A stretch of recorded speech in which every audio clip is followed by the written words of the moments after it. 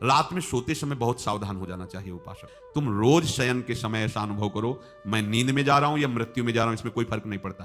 पता नहीं आंख खुले कि ना खुले। कितने ऐसे हैं कि सोते ही रह गए, आप अब बेहोशी की हालत में जा रहे हैं, नींद में जा रहे हैं। तो एक समय रखो कि आप अपनी शैया पर इतने समय ही जाएंगे।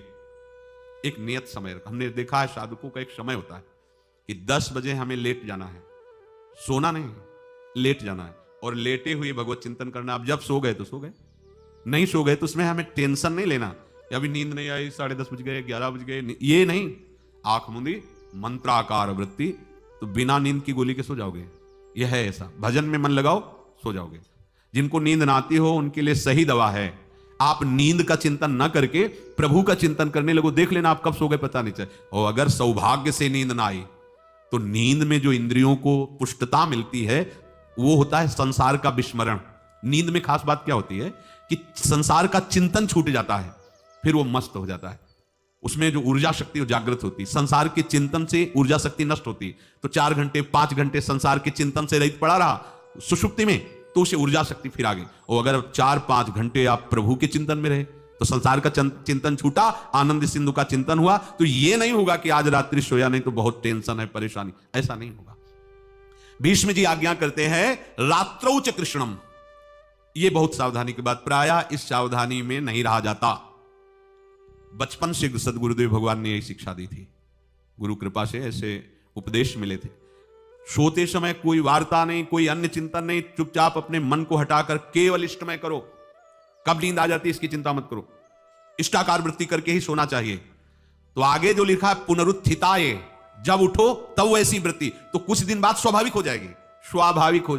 अपने तो इतना तक देखा है कि जैसे आधा पद में होश रहा और निद्रा आ गई, तो जब चेतना आई तो उसी पंक्ति से जहां से होश गायब हुआ था उसी पंक्ति से जागरण प्रारंभ हुआ। ऐसा ही जब ऑपरेशन के समय बेहोश किया गया था तो उनसे कहा था हमें बता देना कुछ मिनट पे, तो उनका हाँ लगाने वाले इंजेक्शन और कुछ ही सेकंड में इसका सरन, बस।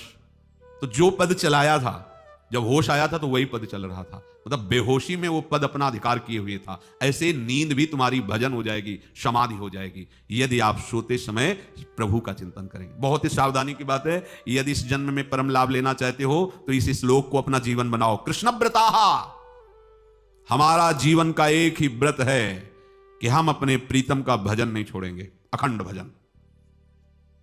हमें यह नहीं देखना कि उपांशु मानसी को इसमें कितने गुना, हमें गुना बना नहीं देखना। हमें अपने प्रभु को बोलना नहीं।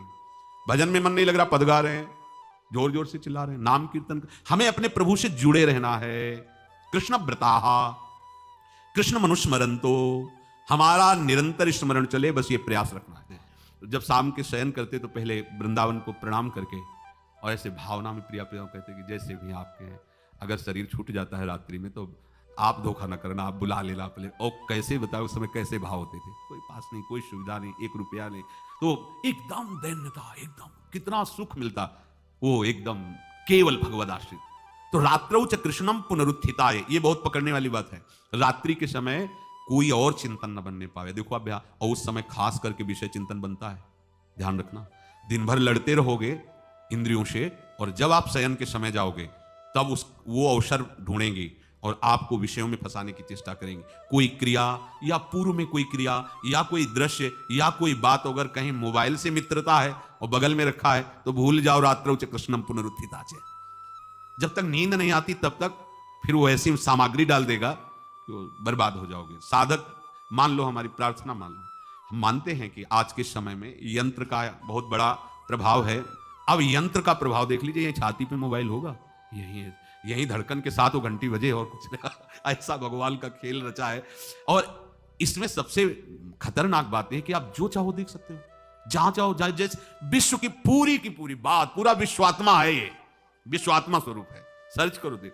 अब अगर साधक सावधान नहीं है तो समाज में तो ऐसे कट गया। एकांत में जब शयन के समय गया, उस समय मन आपको फंसाने की चेष्टा। प्रार्थना है, अगर आपके पास मोबाइल हो तो एक उसका समय रखो।